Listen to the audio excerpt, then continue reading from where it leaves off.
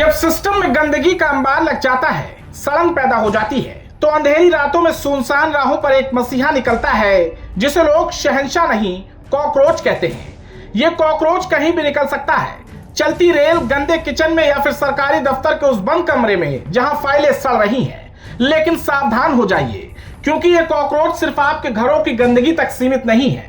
भारत के लोकतंत्र को अंदर से कुतरने के लिए बाकायदा भारत विरोधी विचारों की एक नई पार्टी का ऐलान कर दिया गया है। नाम रखा गया है कॉकरोच जनता पार्टी। हाथी, साइकिल और पंजे के बाद अब देश के युवाओं को कॉकरोच बनने का हुनर सिखाया जा रहा है। सोशल मीडिया पर रातों रात लाखों की फौज खड़ी कर दी गई। लेकिन क्या यह सिर्फ एक संयोग है या फिर बहुत समझा सोचा हुआ प्रयोग? क्योंकि इससे पहले भी भारत के खिलाफ विदेशी धरती से ऐसे खतरनाक जाल बिछाए जा चुके हैं जो हमारे पड़ोसी देशों को पहले ही राख कर चुके हैं। इस तथाकथित डिजिटल फ्रंट के पुराने कारनामों और इसकी असली टाइमलाइन को सबसे पहले खंगालिए तो इसका सच शीशे की तरह साफ दिखेगा।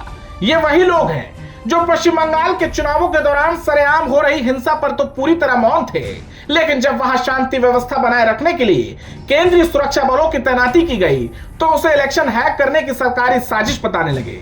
बंगाल को तालिबान बनाने की राह पर ले जा रही राष्ट्र विरोधी ताकतों को विदेशी धरती पर बैठे ये भाई साहब बहादुर घोषित करते हैं। इनका पूरा सोशल मीडिया अकाउंट उठाकर देख लीजिए। हर एक पोस्ट, हर एक ट्वीट देश के प्रधानमंत्री नरेंद्र मोदी को बदनाम करने और भारत की सुरक्षा एजेंसियों की साख को गिराने के प्रोपेगेंडा से भरा पड़ा है। यानी सबसे पहले ग्राउंड पर एक खास तरह का भारत विरोधी माहौल तैयार किया जाता है और फिर उसे एक बड़े आंदोलन की शक्ल दे दी जाती है।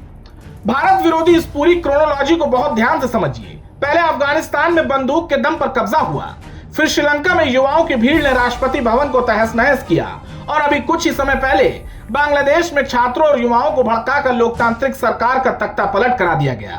पड़ोसी देश नेपाल में भी व्यवस्था के खिलाफ अराजकता फैलाने का यही जेनजी पैटर्न देखा गया था और अब ठीक उसी ढर्रे पर भारत के युवाओं के दिमाग में जहर घोला जा रहा है। इस कॉकरोच जनता पार्टी को खड़ा करने वाला चेहरा है अभिजीत डिपके। ये भाई साहब भारत में नहीं रहते, ये अमेरिका की बॉस्टन यूनिवर्सिटी में बैठकर पब्लिक रिलेशन यानी नैरेटिव सेट करने की मास्टर डिग्री ले रही हैं। इतना ही नहीं, ये वही चेहरा है जो सालों तक आम आदमी पार्टी की सोशल मीडिया टीम का हिस्सा रहा। यानी एजेंडा बिल्कुल साफ है, विदेशी धरती पर बैठकर और ग्लोबल डीप स्टेट के मोहरे की तरह इस्तेमाल होकर भारत की चुनी हुई राष्ट्रवादी सरकार को अस्थिर करने का एक नया टूल किट तैयार करना। कहने को तो एक सिटेरिकल यानी सिर्फ व्यंग करने वाली पार्टी है, लेकिन इसके पीछे छिपे इस तथाकथित मैनिफेस्टो को खंगालिए तो समझ आता है कि यह सीधे सीधे भारत की रीढ़ पर वार करने की एक सोची समझी तैयारी है।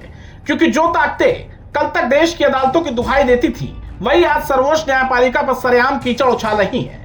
चीफ जस्टिस ऑफ इंडिया को सरेआम डराने और धमकाने की बात की जा रही है। इतना ही नहीं, देश की लोकतांत्रिक बुनियाद यानी चुनाव आयोग को भी इस खतरनाक एजेंडे के तहत सीधा निशाना बनाया गया है। मुख्य चुनाव अधिकारी को यूएपीए जैसे कड़े आतंकवाद विरोधी कानून के तहत जेल भेजने की वकालत करके ये लोग देश के पूरे चुनाव तंत्र को ही संदिग्ध और बदनाम करना चाहते हैं। और इस खेल की टाइमिंग देखिए, इनका सीधा प्रहार भारत की अर्थव्यवस्था को रफ्तार देने वाले उन बड़े कॉर्पोरेट हाउसेस पर है जिन्होंने दुनिया में भारत का डंका बजाया। साथ ही उन राष्ट्रवादी मीडिया चैनलों के लाइसेंस रद्द करने की धमकी दी जा रही है जो हर मोड़ पर देश के दुश्मनों का पर्दाफाश करते हैं।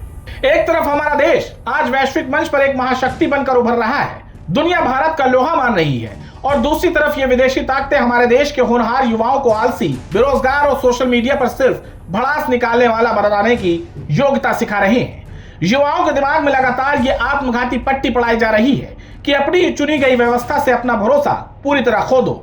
लोकतंत्र में असहमति का हक सबको है, लेकिन असहमति की आड़ में देश विरोधी नैरेटिव गढ़ना और देश में अराजकता फैलाना कतई बर्दाश्त नहीं किया जा सकता।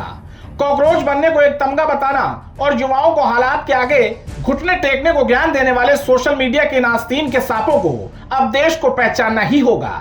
ये कोई आम डिजिटल हाइप या सामान्य इंटरनेट ट्रेंड नहीं, ये सोशल मीडिया के एल्गोरिदम का इस्तेमाल करके देश के युवाओं के दिमाग को हाईजैक करने का एक बेहद चालाक और सुनियोजित इंटरनेशनल ऑपरेशन है। जो लोग आज अमेरिका और विदेशी यूनिवर्सिटी के आलीशान कमरों में बैठकर भारत की संप्रभुता और अखंडता को खुली चुनौती दे रहे हैं, इस पूरे कॉकरोच सिंडिकेट की इस खतरनाक चाल पर अब आपका क्या सोचना है?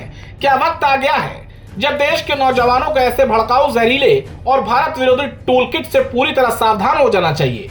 इस गंभीर मुद्दे पर आपकी जो भी राय हो हमें नीचे कमेंट बॉक्स में जरूर लिख